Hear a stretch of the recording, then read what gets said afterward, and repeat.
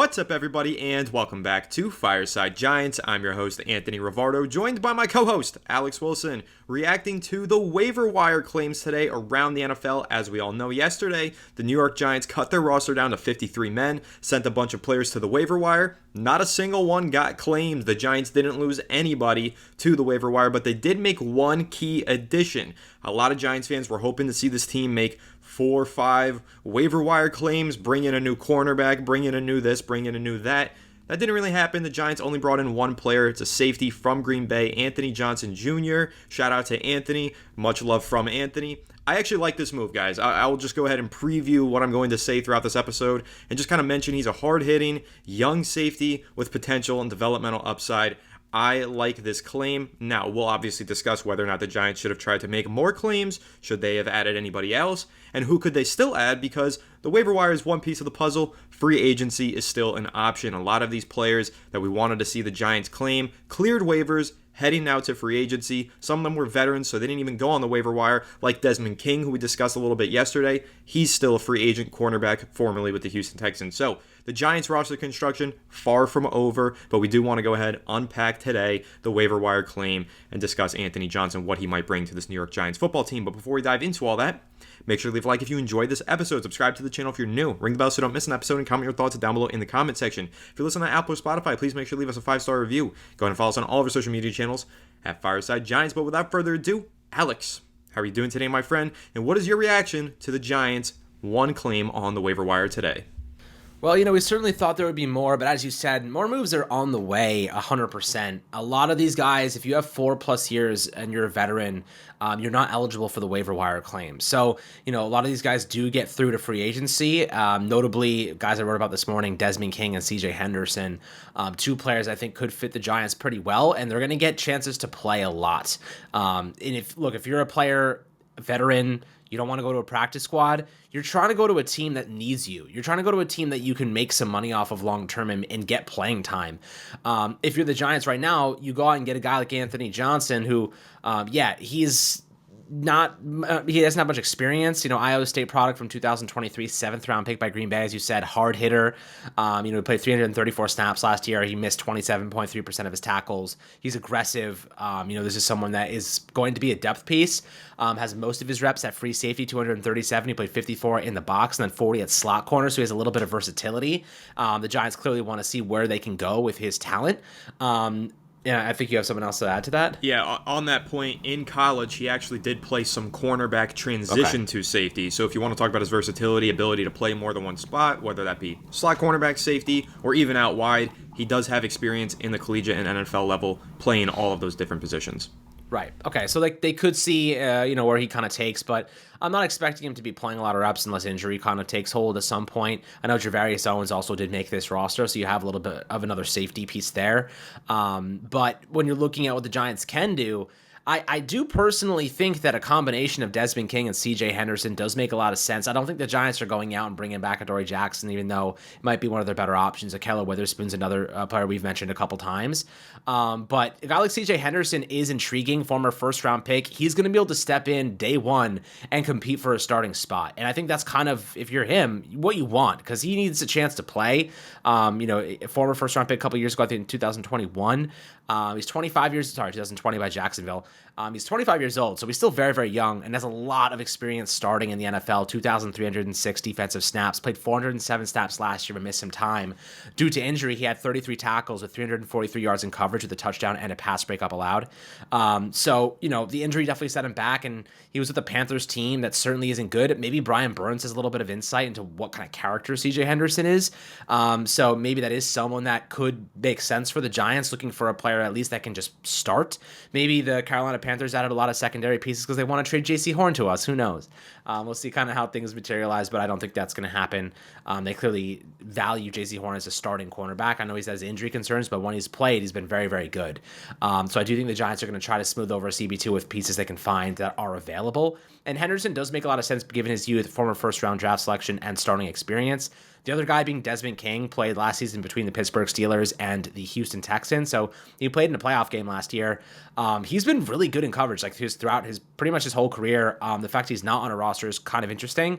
Maybe he'll gain a little weight, who knows? But he's 29 years old, head toward the end of his prime. Former 5th-round pick out of Iowa in 2017, played 400 snaps last season, gave up 232 yards in coverage and had 2 pass breakups. But this is the Trey Herndon replacement for me, because Trey Herndon was the guy that predominantly played in the slot, but also had experience on the outside. The Giants releasing Darnay Holmes, they have 0 slot depth. They don't have any depth there. A guy like Desmond King offers you a really, really good experience depth at the slot position, but also has a substantial amount of reps on the outside too. So, if you do want a little bit of versatility, he does give you that. He does give you experience coming from a defense with Houston that is much better than ours in a lot of ways. So I do think that right now the Giants need experience. They need guys who have action in playoffs, and they need someone that's going to rise to the occasion. They need someone who's going to help Andrew Phillips kind of round out into his role, be a veteran mentor for him. And I think a guy like Desmond King does make a lot of sense, Anthony. What do you think about those two and CJ Henderson, Desmond King? Anybody else you think could be included in that mix?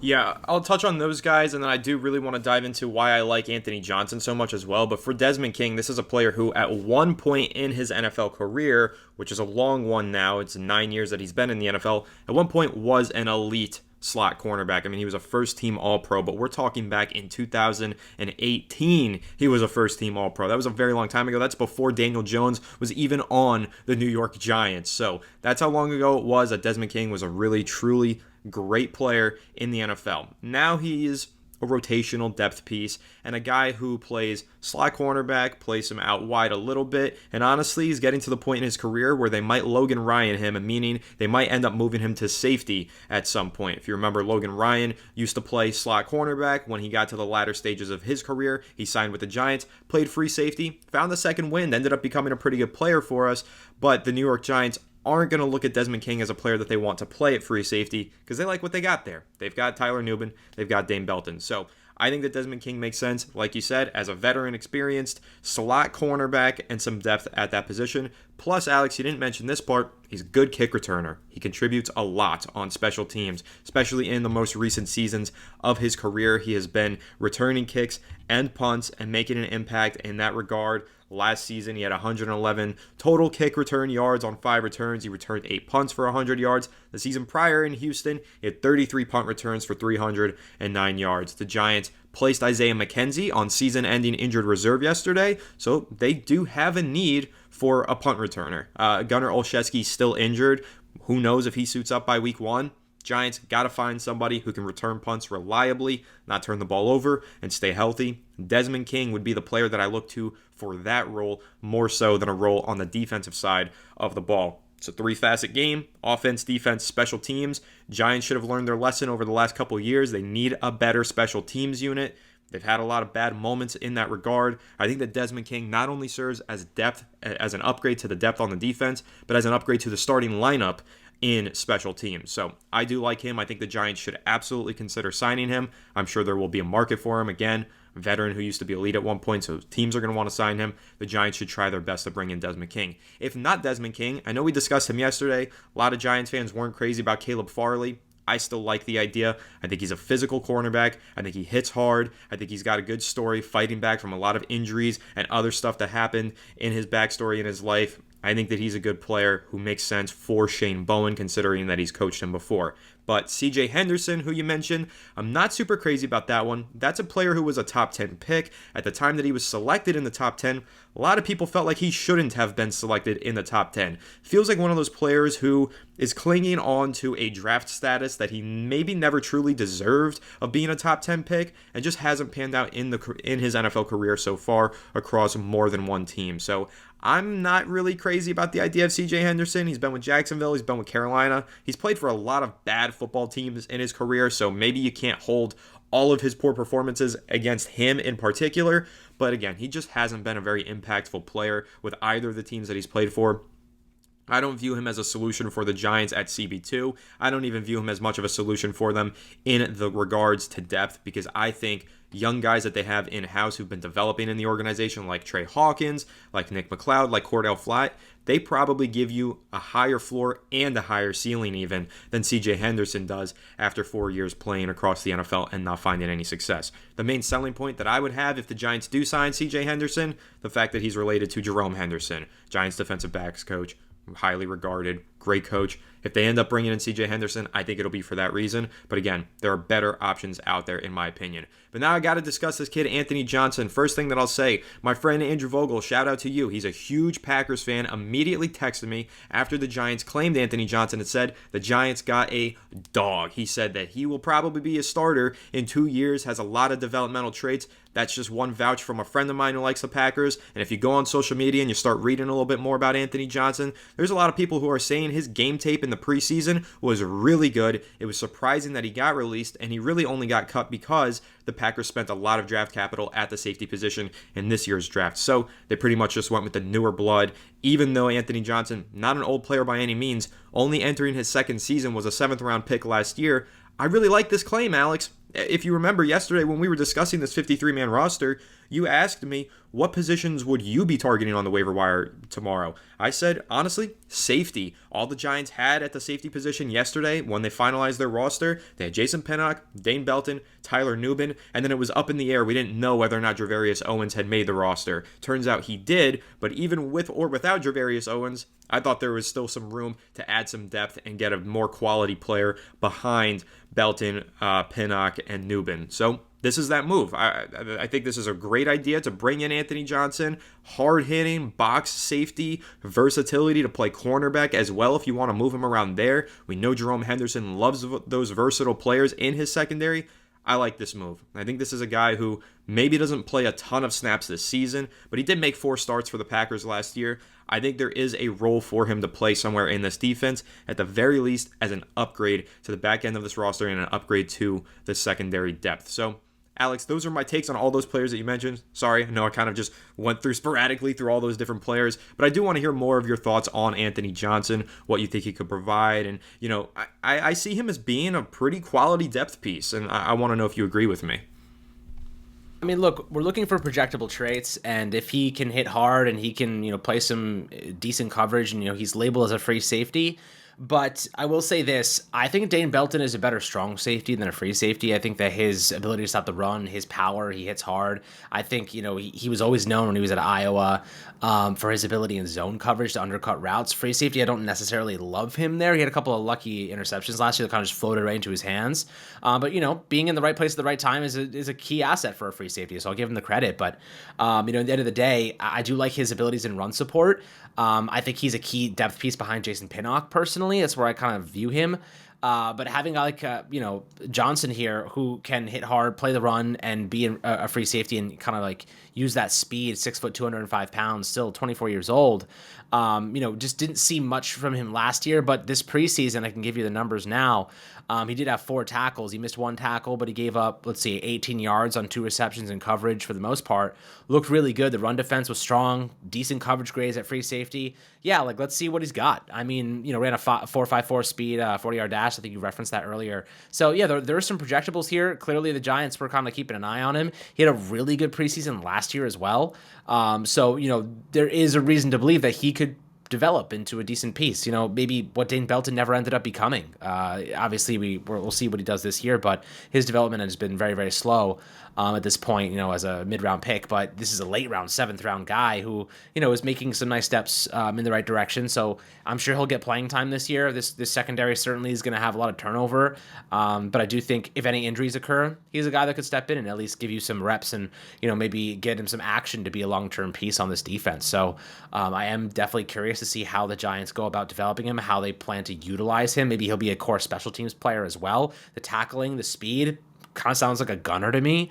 So, we'll see how they kind of utilize him in other ways than just as a defensive back on this defense. But, the hard hitting is great. We love that. I think he has to clean up his tackles a bit. The 27% missed tackle rate is very, very high. So there are some fundamental things I think the Giants will be looking to kind of iron out in his game. But if he cleans those things up, shows the tools and traits that they think could be projectable as a starter on defense, even a competent backup, you're getting tremendous value from a waiver wire claim that was a 7th-round pick a year ago. So, yeah, I mean, from my perspective, let's see what he's got. Going to give him the benefit of the doubt. Giants didn't end up with a cornerback because the Carolina Panthers took a whole bunch of them. But I do think that free agency does open up a lot of doors for this Giants team. You don't really want CJ Henderson, but he's only 25 years old, a former 1st-round pick. There was a reason he was a 1st-round pick a long time ago. So I wonder if his his family member and Jerome Henderson might be able to get the best out of him. And like you said, bad teams kind of breed bad players. So, bad coaching is usually a common theme with bad teams. So maybe he wasn't getting great coaching, and Jerome Henderson is known to be one of the better DB coaches in the game. So, if there's anyone that's going to get the most out of him, it might be a guy like Jerome Henderson, who's also a family member of his. So it does make a natural connection. But like you said, there are other names out there. There are other guys, and the Giants will consider all of them. So in terms of why I thought he was a good solution, well, he has experience, and the Giants just need somebody with experience right now. And I do like some of the young pieces here, but if the Giants are trying to win games, it's hard to justify throwing out a young guy who's going to get cooked, right? Trey Hawkins is going to get cooked against good receivers. We know this. Cordell Flott was cooked all offseason by Malik Neighbors, and our division is stacked full of great receivers. So we kind of need someone with a little bit of experience on the outside. And, there are some names out there, so I'm curious to see what the Giants do in that regard. And I'm sure we're going to get some moves within the next 24 hours to reinforce this secondary. That way they can just infuse them into practice early and start learning the playbook ahead of week 1, which is only a week and a half away. Yeah, it's real close. And in terms of adding more talent, I just wanted to throw this out there because this just broke while we were recording. Exclusive from ML Football, former Miami standout safety Al Blades Jr. is working out for the New York Giants tomorrow, according to his agent, telling ML Football he's 24 years old, spent some time with the Jets this offseason, and flashed some potential. So another undrafted Miami guy that the Giants are looking at, KJ Cloyd being one of them. He signed with the Giants practice squad today, guys, as an update there. Maybe Al Blades Jr., another safety piece that they could be looking at. Also, update on some of the players that the Giants cut yesterday. Jacob Johnson, the veteran tight end / fullback, who's been playing under Carmen Bracillo since 2019, dating back to when they were both with the New England Patriots. The Giants did re-sign him to their practice squad today. So I know a lot of Giants fans were confused why he got released yesterday. Again, I said it was just so that they could clear up space to make some moves today. They ended up bringing him back on their practice squad. An important re-signing there, in my opinion. Yeah, and there's another guy that I want to throw out there, offensive lineman that the Miami Dolphins had on their 53-man roster yesterday, but just cut, Jackdrisol, former 4th-round pick by the Eagles. Solid player, actually. He was really good in the preseason, had a really good pass blocking performances, played 49 snaps, gave up only 1 pressure. So he's predominantly a right tackle, and if you know anything about the Giants, they don't have much depth at right tackle right now, and Evan Neal we just don't trust right now at the moment, so he's got to get better. But Driscoll could be a solution there if the Giants want to go out and get an offensive line piece that has some depth, but also has experience in multiple positions, including a little bit of action at center, some right guard experience, and right tackle. So keep an eye out for him. I know in the regular season also has some action at left tackle as well. So, a lot of versatility there. I wonder if the Giants may dip into that option, and now that he's a free agent. So former 4th-round pick from the Eagles. Usually Eagles players are pretty good. Spent 4 years with them. So maybe that is something the Giants could consider to add depth and just, round out the bottom portion of that offensive line because, I think we can all agree. More pieces there with some experience, especially coming from the Eagles and Miami, sounds like a better option than some of the pieces that we probably have on the roster at the moment. Yeah, and honestly, there's just so many options out there for the Giants. The last thing that I kind of want to discuss before we wrap this up, Alex, there are Giants fans who are really upset with the team for not making more waiver claims. First of all, we don't know. They might have put in a bunch of claims, and they just didn't get the players that they attempted to claim, so they ended up with just the one guy.